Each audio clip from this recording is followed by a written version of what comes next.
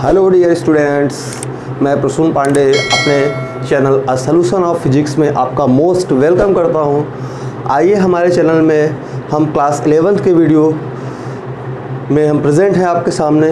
हमने क्या किया है, 11th में मेज़रमेंट टॉपिक चैप्टर हमने स्टार्ट किया है। हमने मेज़रमेंट 01 मेज़रमेंट 02 पे कुछ वीडियोस अपलोड आपके सामने किए हैं, आप उनको देखिए। ओके डियर स्टूडेंट्स, और सब्सक्राइब करना ना भूलिए। अब हम बात करते हैं आज के वीडियोस, स्पेशली 11th का ही है ये वीडियो, और मेज़रमेंट 03 पे हम बात कर रहे हैं, 03 पर बात करते हैं। ओके डियर स्टूडेंट्स, 02 में हमने बताया था, मेज़रमेंट 02 में क्या बताया था कि फंडामेंटल क्वांटिटीज़, डिराइव्ड क्वांटिटीज़ और कॉम्प्लीमेंट्री क्वांटिटीज़। ओके, तो आज हम इसमें कुछ की पॉइंट्स हम बताने वाले हैं। तो वो की पॉइंट्स क्या हैं उनको देखते हैं। आइए ज़रा देखते हैं क्या की पॉइंट्स हैं। देखिए, तो आपका फर्स्ट की पॉइंट्स यहाँ पे हम नोट करके बता रहे हैं। जो आपके जो की पॉइंट्स होंगे उनको हम नोट करके बता रहे हैं। तो फर्स्ट आपका ये है कि हमने ये बताया था कि जो प्लेन एंगल होता है, प्लेन एंगल वो क्या होता है, theta is equal to L/R। Circle से डिफाइन किए थे। अगर हम सेमी सर्कल सपोज दैट ले रहे हैं, और सेमी सर्कल और ये इसका सेंटर है, तो सेमी सर्कल सेंटर पे कितना एंगल सबटेंड करेगा, अगर डिग्री में बात करते हैं तो 180 डिग्री, और ये सपोज दैट उसकी रेडियस है। ओके डियर स्टूडेंट्स, तो अगर हम डिग्री और रेडियन को एक दूसरे से कोरिलेट करना चाहें तो कैसे कोरिलेट करेंगे, आइए देखते हैं क्या है। तो यहाँ पे देखा जाए तो थीटा इज इक्वल टू, ये सेमी सर्कल है तो इसका सरकमफरेंस, तो टोटल सर्कल का सरकमफरेंस 2πr होता है, तो सेमी सर्कल का बाई 2 कर देंगे, यानी सेमी सर्कल का जो सरकमफरेंस आ जाएगा πr आ जाएगा। ओके डियर स्टूडेंट्स, तो πr आ जाएगा, तो यहाँ पे रखेंगे πr डिवाइडेड बाई r, ये कैंसिल हो जाएगा, यानी थीटा की जो वैल्यू होगी वो पाई आएगी। ओके, इसका मतलब है कि यहाँ सेमी सर्कल 180 डिग्री का एंगल बना रहा है, डिग्री में है, और रेडियन में बात करें तो पाई ये आपका क्या हो जाएगा, रेडियन में एंगल हो जाएगा। ओके डियर स्टूडेंट्स, इसका मतलब है कि यहाँ से ये कंक्लूजन निकल के आया कि जो पाई डिग्री में है वो, सॉरी, पाई जो रेडियन में है उसको अगर हम डिग्री में लिखते हैं तो 180 डिग्री हो जाती है। तो आपको ये वेरी इंपॉर्टेंट पॉइंट है।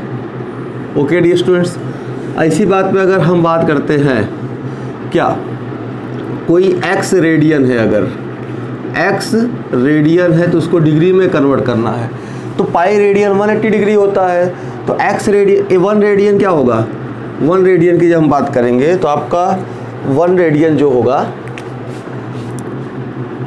180 अपॉन पाई कर देंगे, और x रेडियन है तो इनटू x कर देंगे, तो ये आपका डिग्री में कन्वर्ट हो जाएगा। तो ये आपका इस तरीके से याद रखिए, रेडियन को डिग्री में अगर कन्वर्ट करना है। इसी तरीके से हम बात करें, अगर डिग्री को रेडियन में कन्वर्ट करना है, तो अगर सपोज दैट y डिग्री हो तो उसको रेडियन में कन्वर्ट करें, तो 180 डिग्री पाई रेडियन के इक्वल, तो 1 डिग्री क्या होगा, पाई अपॉन 180 रेडियन, और अगर y डिग्री है तो पाई अपॉन 180 इंटू वाई, तो ये आपका कन्वर्ट हो जाता है रेडियन में। यानी कि देख रहे हैं, अगर हमको रेडियन को डिग्री में कन्वर्ट करना है तो 180 अपॉन पाई मल्टीप्लाई करते हैं, और अगर डिग्री को रेडियन में कन्वर्ट करना है तो क्या मल्टीप्लाई करेंगे dear students, pi upon 180, just इसका रिवर्स। तो इसमें कुछ कन्वर्जन्स आपको याद रखने होंगे, जैसे 0 डिग्री होता है इसी फार्मूले के अकॉर्डिंग, पाई 0 रेडियन में होता है। ओके, अगर हम बात करते हैं 30 डिग्री, तो इसी फार्मूले में सेट करके आप रखें, 30 रखेंगे तो 30 यहाँ 6, यानी पाई बाई 6 हो जाएगा। तो 30 डिग्री अगर रखा जाए तो ये आपका पाई बाई 6 रेडियन हो जाएगा। ओके, अब इसके बाद क्या करेंगे, 45 डिग्री अगर होता है तो ये पाई बाई 4 रेडियन, 90 डिग्री अगर होता है तो पाई बाई 2 रेडियन, 180 का हमने बताया ही है तो पाई रेडियन, 360 की अगर बात करते हैं तो 2 पाई रेडियन। तो आप कम से कम इनको तो आप यूज़ टू हो जाइए इनके लिए कि हम डिग्री को कैसे डायरेक्ट रेडियन में यहाँ पे हमने कन्वर्ट कर दिया है।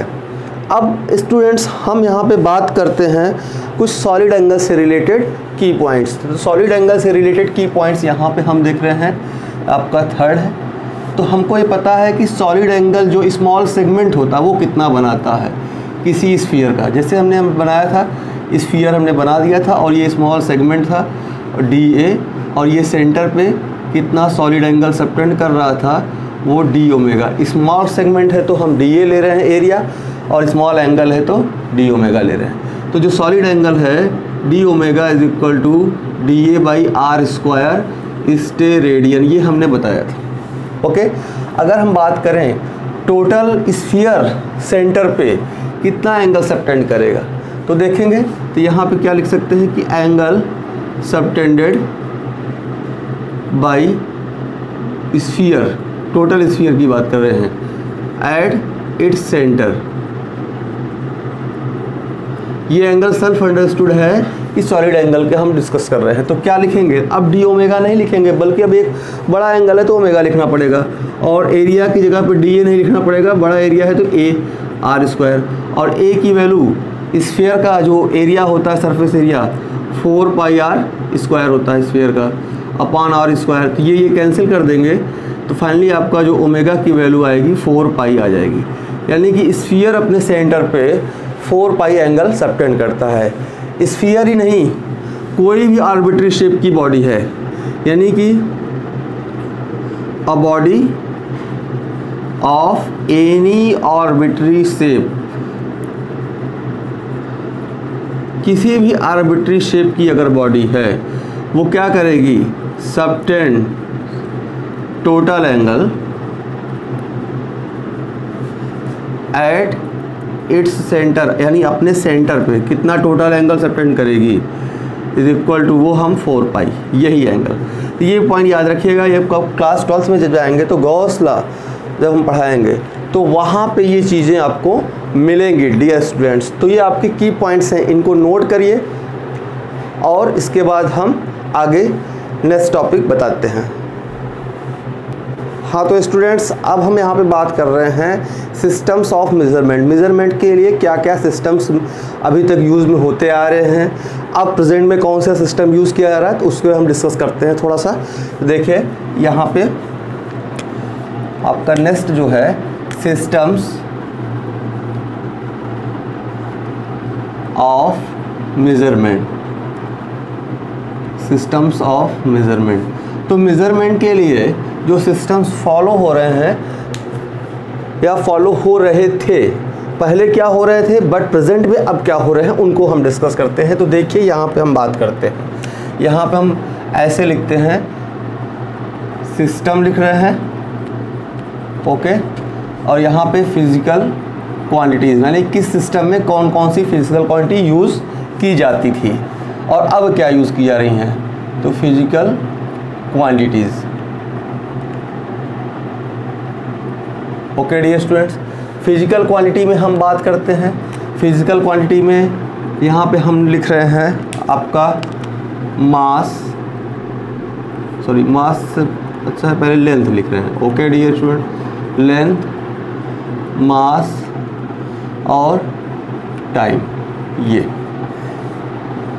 ये हमने इस तरीके से एक टेबल बना दी। देखिए क्या है, तो बेसिकली जो है आपके पास पहले जो सिस्टम यूज़ किए जाते थे, तो हम फर्स्ट सिस्टम की बात कर रहे हैं यहाँ पे MKS सिस्टम, MKS सिस्टम, यानी कि MKS सिस्टम क्या है, मीटर किलोग्राम सेकंड, यानी इसमें लेंथ को मीटर में मेज़र करते हैं, मास को केजी में और टाइम को सेकंड में।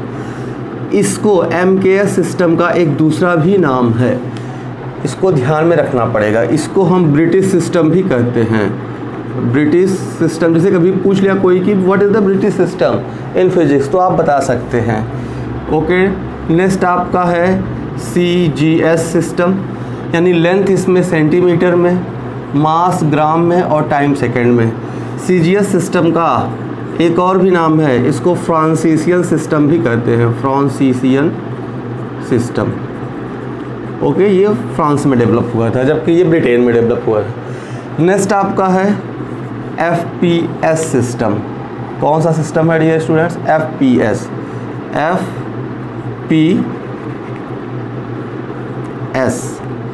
फुट, लेंथ इसमें किस में मेजर की जाती है? फुट में। मास पाउंड में।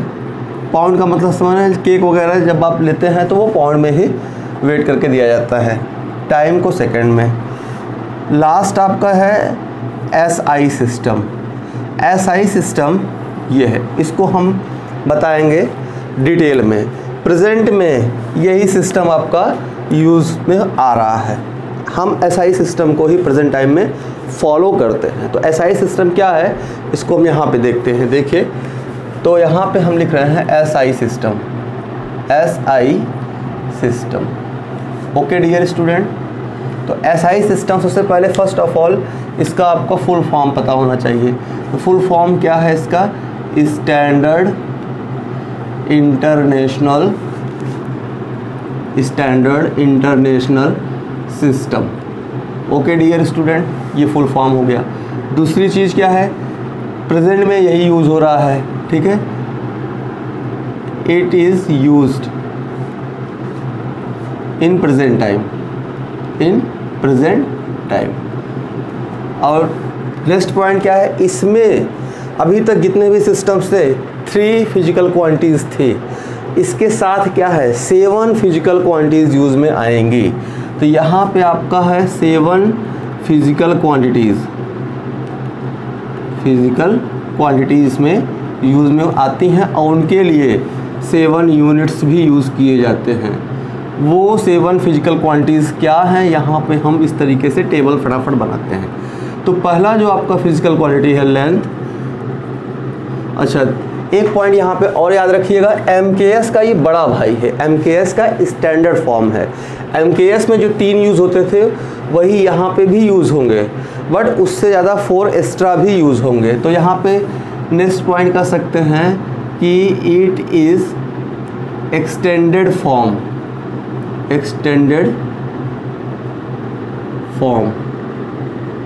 Of what? MKS। तो ये एक पॉइंट ये भी ऐड हो जाता है। तो लेंथ हो गया, MKS में जो यूज होता था मास, लेंथ के लिए मीटर, मास के लिए kg। थर्ड आपका है टाइम, MKS में भी टाइम के लिए सेकंड, तो यहाँ पे भी। फोर्थ आपका है यहाँ पे टेम्परेचर, तो टेम्परेचर के लिए केल्विन यूज़ कर लेंगे। 5 आपका है लुमिनस इंटेंसिटी।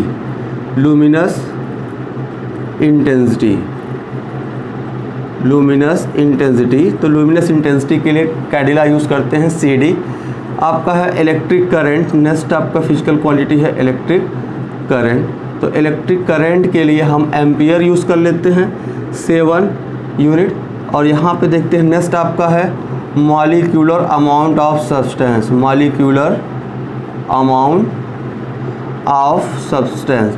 तो मॉलिक्यूलर अमाउंट ऑफ सब्सटेंस के लिए हम क्या यूनिट यूज़ करेंगे? MOLE, मोल यूज़ करते हैं। तो ये 7 फिजिकल क्वांटिटी और उनके 7 यूनिट्स हैं यहाँ पे SI सिस्टम में यूज़ किए जा रहे हैं। ओके डियर स्टूडेंट्स, अब इसको हम नेक्स्ट टॉपिक आगे हम प्रोसीड करते हैं। तब तक इसको आप लोग नोट करिए फटाफट 1 सेकेंड के अंदर। और एक बात बता दें बच्चों कि आप लोग कॉपी पेन लेके बैठा करिए। भाई आप वीडियो देखते हैं, केवल ऐसे देखते हैं कि चलो आज वीडियो देखते हैं, कुछ मज़ा मिलेगा। तो यहाँ मज़ा तो ठीक है, स्टडी में आपको थोड़ा सा सीरियस होना पड़ेगा, ठीक है। और सीरियस होने के लिए क्या है? कॉपी पेन जब तक आप लेकर के नहीं बैठेंगे और उसको नोट नहीं करेंगे, प्रॉपर आप नोट्स बनाइए। रिवाइज तो बहुत ही ज़रूरी है, आप रिवाइज करिए इन चीज़ों को पर डे। जैसे हमने आज पढ़ाया ये वीडियो में, तो आप क्या करिए, एक बार प्रॉपर नोट्स बना करके उसको रिवाइज कर डालिए, तो आपके परमानेंट मेमोरी में वो सेटअप हो जाता है। तो फिर कभी भी आप पढ़ेंगे तो चीज़ें, अरे हम तो ये पढ़े हैं, ये तो बहुत ईजी है, सिंपल है। ओके, तो रिवीजन बहुत ज़रूरी है, ठीक है डियर स्टूडेंट्स। तो हम एक बात और बताना चाहते हैं आप लोगों को कि जैसे कि बच्चे हैं, आप लोग हैं, ठीक, तो 10th क्लास पास करके आए हैं, पास आउट हैं। तो इसमें होता क्या है कि ओवर कॉन्फिडेंस से बच्चे हवा में उड़ते रहते हैं, अरे हम तो अपने कॉलेज के टॉपर हैं या हमारा 99% मार्क्स है। तो आप टॉपर हैं, ठीक है, जो भी है, आप ओवर कॉन्फिडेंस ना रहिए, क्योंकि 10th और 11th में बहुत ज़्यादा डिफरेंस है। यूँ 10th यहाँ पे है तो 11th यहाँ पे, देख रहे हैं ना, ये डिफरेंस होता है, बहुत होता है। हम कई बार बच्चों को समझाते रहते हैं कि आप लोग थोड़ा सा, जैसे 11th में आइए, ट्रांजिशन आपका टाइम होता है, तो इसमें आप आते हैं तो आपको कम से कम 3 से 4 महीने, 3 to 4 months आपको सीरियस होना पड़ता है। बिकॉज आपका जब चैप्टर 1 से लेकर के चैप्टर 6-7 तक, नियर अबाउट ग्रेविटेशन तक के जो चैप्टर्स हैं वो बहुत ही टफ चैप्टर्स हैं, और स्टार्टिंग में ही अगर आप सीरियस नहीं होंगे तो ये चैप्टर्स, अगर आप सोचेंगे अरे चलिए पढ़ लेते हैं, अभी थोड़ा सा एंजॉय करें, चलते हैं पार्टी मनाते हैं, शादियों में जाते हैं, रिलेटिव्स के यहाँ जाते हैं, तो ऐसा बिल्कुल मत करिएगा। आपको थोड़ा सा इसमें, वैसे भी लॉकडाउन चल रहा है तो इसमें कोई कहीं जा नहीं रहा है, तो अपने टाइम को यूटिलाइज़ करिए। ओके, तो क्या करिए, आपको चैप्टर 1 से लेकर के 7-6 तक तो आपको सीरियस होना पड़ेगा। सीरियसली आप जब इसमें हार्ड वर्क करेंगे, पढ़ेंगे, नई चीज़ें हैं, थोड़ा सा टफ़ चीज़ें भी हैं, बट इतनी टफ़ नहीं लगेगी। हम हैं तो चीज़ें टफ़ नहीं हैं, स्पेशली फिज़िक्स की हम बात कर रहे हैं। ओके डियर स्टूडेंट्स, तो आप इनको पढ़िए। जब जैसे जैसे आप पढ़ेंगे तो 6-7 चैप्टर्स तक जब आएंगे तो उसके बाद के चैप्टर्स थोड़ा सा इजी हैं, थोड़ा सा आपको रिलैक्स मिलेगा, और हम भी आपको थोड़ा सा रिलैक्स देंगे। आप थोड़ा सा घूम फिर सकते हैं, थोड़ा बहुत एंटरटेनमेंट कर सकते हैं, बट स्टार्टिंग में एकदम सीरियस। 6-7 के बाद के चैप्टर्स जो इजी चैप्टर्स हैं, तो आपका एक इंटरेस्ट भी बन जाता है कि हमको तो पढ़ना चाहिए, हमको तो पीछे सब आता है। और जो सीरियस नहीं है, और जब वो 6-7 के बाद सीरियस होंगे, यानी कि हाफ ईयरली एग्ज़ाम के टाइम लोग कुछ सीरियस होते हैं, ठीक है, तो वो क्या होगा, उनको समझ में ही नहीं, अरे हमारा तो पीछे का कुछ समझ नहीं आ रहा, ये क्या आ गया, तो उनका पूरा वोल 11th क्लास डिस्टर्ब हो जाता है। फिर दौड़ेंगे, कोचिंग क्लासेस में जाएंगे, ट्यूशन क्लासेस में, इस तरीके से तमाम जगह पे जाते रहते हैं, और उनको फिर कोई चीज़ें समझ में नहीं आती हैं। और फिर 12th में वही बच्चे जाते हैं तो 12th का मेजर पोर्शन जो है 11th से रिलेट करके आता है, तो 12th भी उनको नहीं समझ में आता है। इसका मतलब पूरा 2 ईयर का प्लान उनका चौपट। अब ख्वाब पाल लेंगे कि हम, अरे जेई में हमको ये रैंक लानी है, फर्स्ट रैंक, सेकंड रैंक लानी है, हम तो ये करेंगे, फिर जी वगैरह भी ज्वाइन कर लेते हैं, तो वहाँ पे this is a total waste of money and time. Okay, जब तक आप सीरियस नहीं होंगे, अभी से सीरियस होइए तो आप कुछ भी कर सकते हैं। Thank you students. तो आज के हम क्लास में यहीं पर स्टॉप करते हैं। हमारे चैनल को लाइक करिए, इसको सब्सक्राइब करिए, शेयर करिए, ज़्यादा से ज़्यादा अपने फ्रेंड्स को जोड़िए, हमसे जोड़िए, देखिए कि यहाँ पे क्या पढ़ाया जा रहा है।